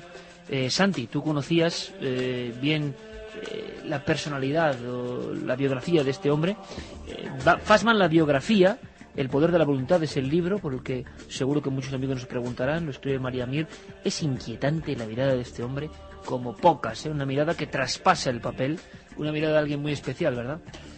Pues la mirada de uno de los grandes de la magia no en este país, de la magia internacional. Cuando buscamos en las grandes enciclopedias de ilusionismo, de magia, buscamos en inglés, en alemán, en otros idiomas, y buscamos el nombre de Fassmann, siempre está ahí como uno de los más importantes. Un hombre que movía masas en este país y movía masas en otros países. Hay una anécdota que ha surgido en la entrevista, que fíjate que aparece reflejada en un libro que no tiene absolutamente nada que ver con esto, que son las memorias de Pedro Antonio Díaz, que es el hombre que disparó contra el presidente Delgado Chabaud. Y de hecho se llaman así las memorias, ¿por qué yo maté a Delgado Chabaud? En estas memorias, en las cuales, bueno, son unas memorias políticas básicamente, en las cuales describe pues una situación muy complicada de Venezuela en aquel momento, cómo llevan a cabo un secuestro que fue del presidente de la Junta Militar, y cómo tiene lugar la posterior muerte, que bueno, él justifica que fue más una cuestión de una reyerta más que un asesinato, y cada uno con su conciencia que haga lo que quiera. Pero la profecía de Fassmann está reflejada perfectamente en ese libro. ¿Aparecen las memorias de este hombre? Sí, de hecho, en las memorias de este hombre no solamente aparece eso, sino que nos da, en una paginita, pero nos da un reflejo de quién era Fassmann. Fassmann en aquel momento, decía este libro, era el dueño de Caracas. Es decir, era una persona que a ese teatro iban llenos constantes, que se movía por los salones de la más altísima sociedad del Caracas de ese momento.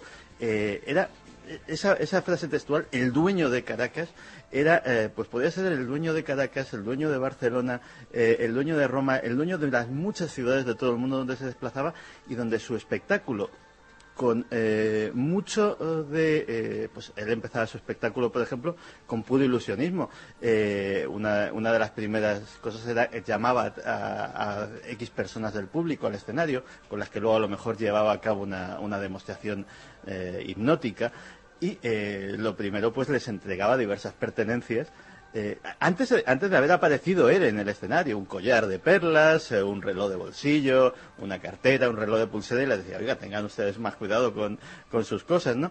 Eso, sí, para empezar, es decir, él ya salía al escenario con una bolsita de tela con esas pertenencias metidas dentro.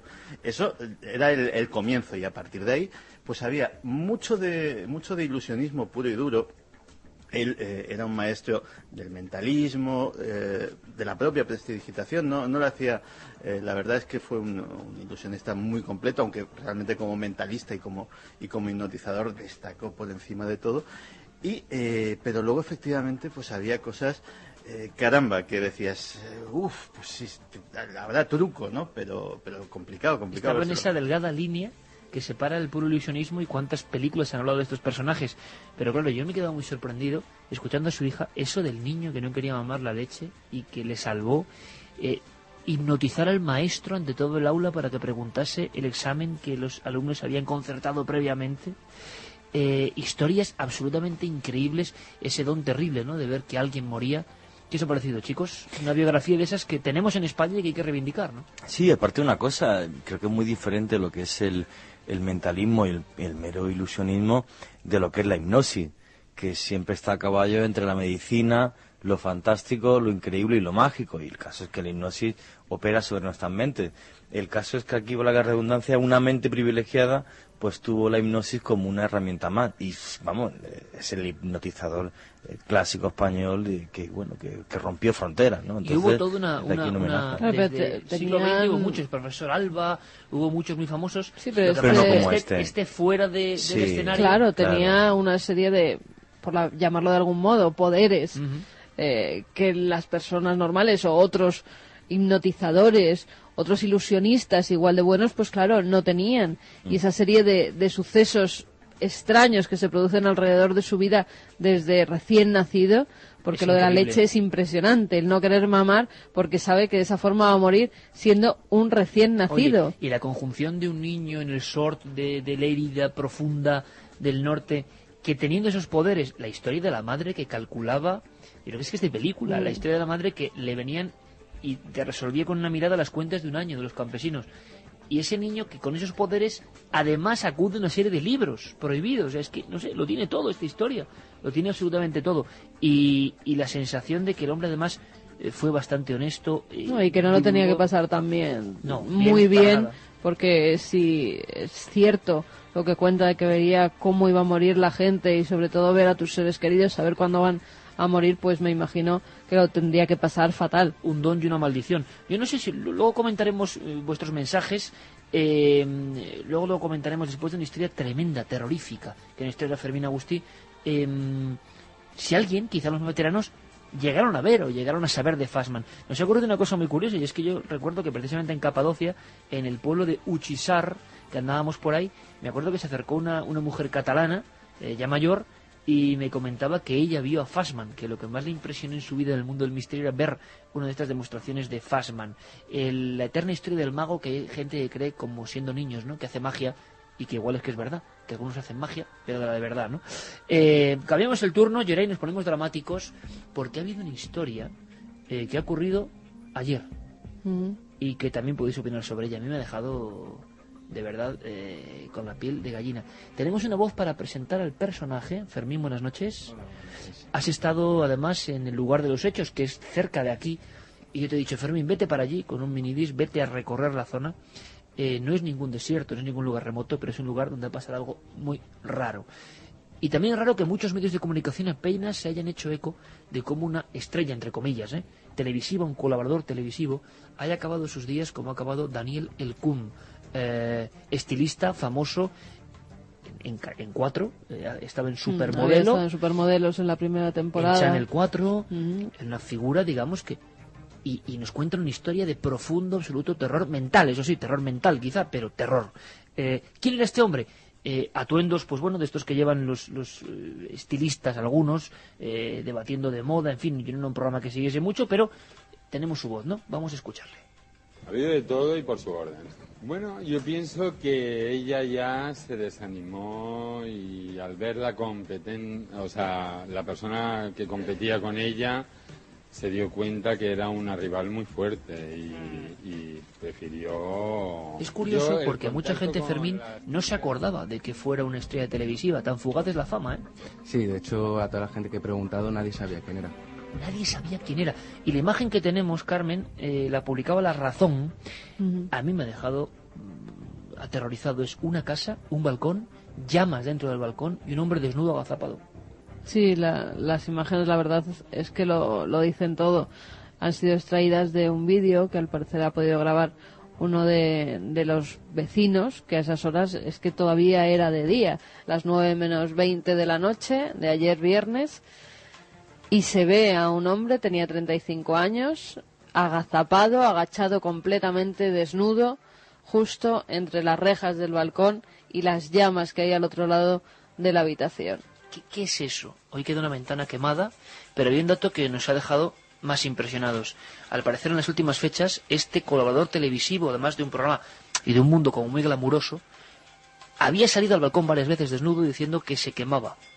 Había llamado a la policía diciendo que notaba que la casa se quemaba. Y la policía, extrañada, ha mirado los cables, aquí no se quema nada, oiga. Las principales sospechas es que él mismo ha plantado fuego a su propia casa para arrojarse al vacío, que es lo que ha hecho ayer Daniel Elcum, diseñador. Hablamos todo de lo que estilista, perdón. Hablamos de lo que dicen los medios. No ponemos nada en nuestra cosecha porque no sabemos lo que han dicho pocos medios. Por eso Fermín Agustí ha cogido la grabadora y se ha marchado allí. ¿Y qué te has encontrado, Fermín? Así, yo creo que venías un poco impresionado porque aún están las marcas de las llamas en la ventana, ¿no?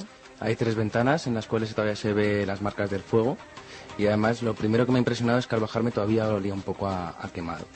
He preguntado un poco a los vecinos, a la gente que estaba paseando por la calle. Daniel se había mudado hace, 15 días, un mes a esa casa. No le conocían, solo le conocían de una vez que había perdido al perro. Bajó, preguntó en los bares, se puso muy nervioso, lo acabó encontrando. Y es el único contacto así que tiene más o menos con los vecinos. con los vecinos, perdón. Has podido hablar con algunos de ellos, ¿no? Sí, he podido hablar. ¿Tenemos voces? Sí, tenemos voces. Primero, la primera voz que vamos a escuchar es de 2 de los vecinos, que cuentan en sucesos anteriores, cuando ha venido la policía 2, 3 veces. O sea, que había antecedentes, como hemos dicho. De hecho, tenía problemas con el vecino de al lado, justo. Al cual molestaba por las noches, llamaba al timbre, le llamaba a la puerta, no se sabe cuál es el motivo, pero sí que estaban enfrentados. Y de hecho, la primera vez que sucede algo grave, que es hace 4 o 5 días, se pasa la noche llamando a la puerta, el vecino ya se asusta, llama a la policía. Y cuando la policía viene es lo que has dicho tú, que se encuentra que dice que está ardiendo, que hay un cable quemándose y no hay nada. Realmente la policía dice que no se está quemando nada. Y él asegura que sí, que se está quemando. Él ya dice que se está quemando él y la casa. Sí, que había fuego. Vamos a escuchar, Fermín. El problema es que ya él había vivido un episodio similar hacía unos días, pero sin llamas. O sea, él había tenido como una especie de alucinación. Había como previvido lo que ya le iba a pasar 2 días después. Eso fue así. A las 4 de la mañana fue el mismo escenario, él desnudo en el balcón, gritando, me quemo, pero esto sin llamas, 2 días antes. Y empecé a oír mogollón de voces y pensaba que era un sueño o algo así. De repente me desperté y veo que no, que es en el pasillo, que el vecino que vive al lado de este chico había llamado a la policía porque se había asustado, porque este chico había empezado a llamar a su puerta de manera brusca, ¿sabes? Entonces llamó a la policía.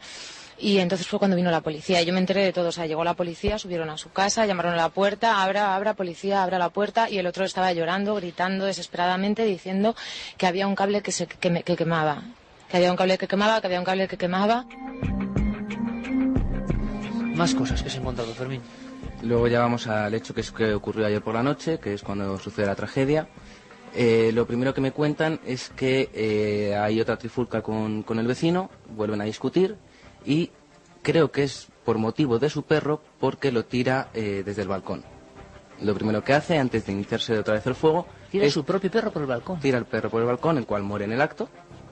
Y de hecho, una de las vecinas que lo que me comentaba era que cuando llega la policía y está mirando el perro, se dan cuenta que empieza el fuego en la casa.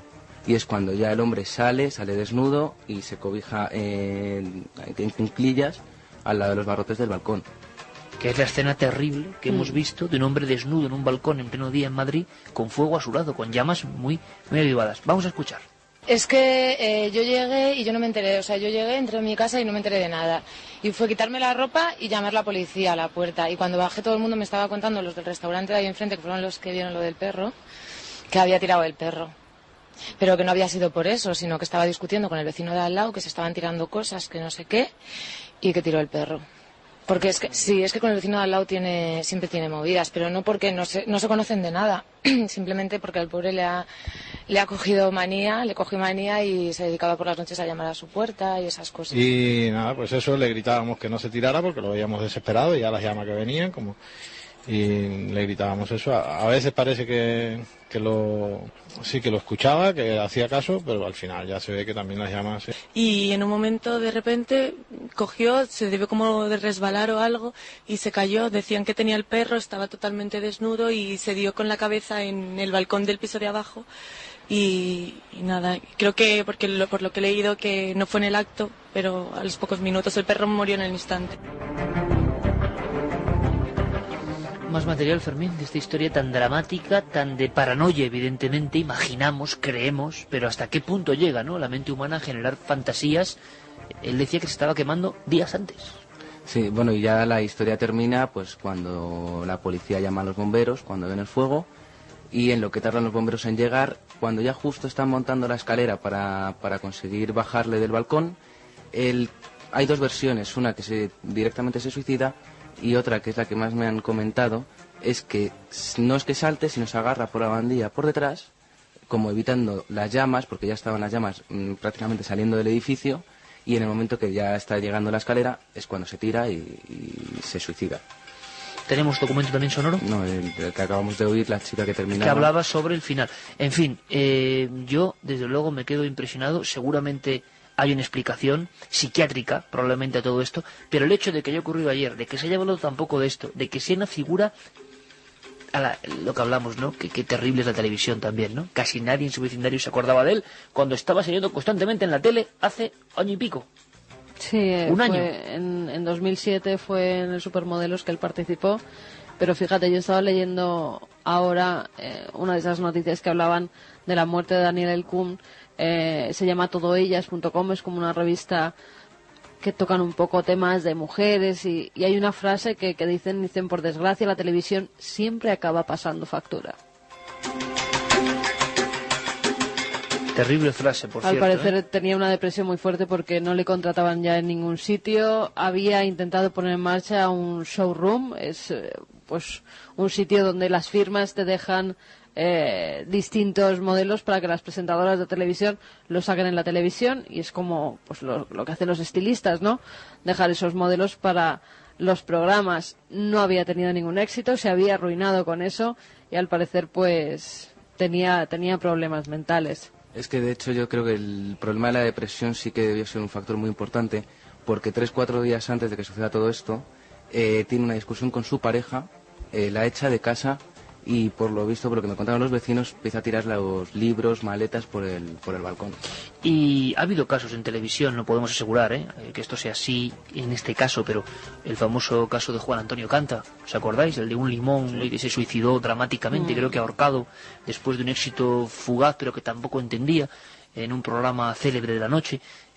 Un día hablaremos de los muñecos rotos de la tele, porque hay historias tan dramáticas, pero pocas como esa fotografía que veréis en internet que aparece, primero el hombre en el suelo, pues que ya no puede ser, pero el hecho de estar un hombre desnudo, que parece las cavernas troglodíticas que empezábamos esta noche, pues parece eso, junto a una hoguera, pero es pleno corazón de Madrid, y que me tiro, y la gente que no, y al final dicen, ¿no?, que justo cuando los bomberos ya le van a coger, que no tiene que aguantar un poquito más, se tira. Pero es más, y Fermín lo habrá visto, en las imágenes se ve que a pocos centímetros. Tenía otro balcón. Tiene otro balcón donde se puede salvar, o sea, donde directamente puede pasar de un balcón a otro y salvarse. Eso sí, dicen amigos suyos que ya están declarando cosas, que tenía pánico al fuego, que tenía pánico a las llamas, que le obsesionaba, tenía fobia al fuego. Y por eso soñaba con llamas o hablaba de que se quemaba. En fin, cerramos esto porque no somos expertos darle el nosotros. pésame a la madre, que supuesto. es la que estará pasando los peores momentos. Toda la familia, ¿no? Y en fin, que la tele también, pues bueno, es así, y a veces gente no soporta la presión, yo qué sé, es que son cosas muy raras y muy terribles, y es la mente humana. Le preguntamos al doctor Cabrera, que evidentemente todavía no tiene datos concretos, ¿no? Pero es la historia de un colaborador de una televisión nacional, hay que decirlo, que perece en circunstancias tan anómalas. Sería un caso terrible, pero de no ser de esos 4 o 5 días en el último mes en que decía que se estaba quemando. En fin, me parece una historia misteriosa de la que iremos sabiendo más, y nuestro deber es informar, yo creo, por lo raro. Doctor Cabrera. Bueno, estamos sin duda ante un caso bastante claro de un trastorno tipo enfermedad mental, un trastorno delirante, por el cual una persona de por sí solitaria, extraña, rara, huraña con los vecinos, cree que de alguna manera le persiguen, le van a hacer daño, y esto lo focaliza concretamente en que le quieren quemar la casa, que suele ser un delirio típico relacionado con el fuego. Y entonces da la impresión, porque tenemos antecedentes policiales, antecedentes médicos, y todo indica desde luego que aquí hay un trastorno mental grave. Probablemente él no se trataba, no tomaba medicación, y al final de lo mismo que él temía es de lo que ha muerto, porque al fin y al cabo él pensaba probablemente de forma delirante que le querían atacar, le querían dañar, le querían quemar, y al final él mismo, para comprobar que ese delirio es real, probablemente él mismo incendió su casa. Acabar parece una forma de esquizofrenia o paranoia terrible. Saludos desde California. Bueno, a toda esa gente que nos escribe desde fuera de España, muchas gracias, porque es muchísima gente. En Chile han hecho hasta un Facebook que es para milenarios chilenos que nos Chile escuchan. Mucho seguimiento, ¿eh? Sí, sí. Vamos a ver, vamos con más mensajes. Gracias por amenizarnos la noche a tantos universitarios que andamos ahora mismo de exámenes. Un gran abrazo y nos vemos el sábado. José de Granada. Gracias, José, mucha suerte. En cuanto a los relojes, esos que lleva Santi de plástico y digitales, estos relojes han vuelto por su eficacia en época de crisis. Más de 7 años me duró con pila mi viejo Casio. Mira, una buena teoría. Felicidades por el programa, nos decía Comunero. Yo soy de la generación de Street Fighter y FIFA. Gracias por todo, Rubén y yo. Buenas madrugadas, Iker y compañía. Uno de los juegos que me fascinó en la sala de las recreativas era Street Fighter 2. ¡Qué vicios me pegaba!, nos decía Reyes. Había una película de un joven que tras conseguir la máxima puntuación en un videojuego de naves era abducido por unos extraterrestres para combatir en una guerra real. Desde Sevilla, Andrés.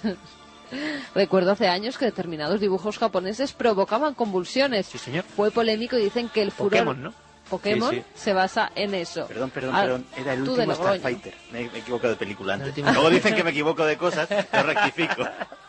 Alberto nos dice, yo era un experto en Crazy Climber. También te electrocutabas con los cables de un luminoso y te atacaba un pseudo King Kong. Nos dicen también, somos un grupo haciendo la marcha nocturna desde Salamanca al Cristo de Cabrera. Que Cuarto Milenio comience antes. Bueno, Cuarto Milenio va el domingo y el lunes. Vais a tener jornada doble. Sí. Por si no queríais una, pues tomad dos. El misterio y el horario de Cuarto Milenio, en fin, que está funcionando tanto el lunes y nosotros donde la cadena nos necesite. Y en este caso, el lunes necesitan también que esté Cuarto Milenio y gracias a Dios va la cosa muy bien. Así que no os preocupéis para nada, el año que viene seguiremos ahí. Y Juan nos dicen, hola amigos del misterio, el próximo sábado iremos a veros. Hemos conseguido las entradas esta semana y estamos muy ansiosos. Os escuchamos mientras estudiamos y se nos hace la noche más amena. También he puesto, Iker, en esos escritos que hay en la web de la cadena SER, un link para que adopten gatitos. Nos ha mandado una amiga, Pepi, pues un sitio donde necesitan que adopten esos animalillos, así que si alguien quiere uno, pues que vaya a ese link y que mire todas las fotos que hay. Bueno, chicos, pues la próxima semana será una semana emocionante. Carlos Largo, gracias. Fermín Augusto y compañero, muchísimas gracias. Jeremy Martínez, nos vemos en Granada, ¿no? Ahí estaremos.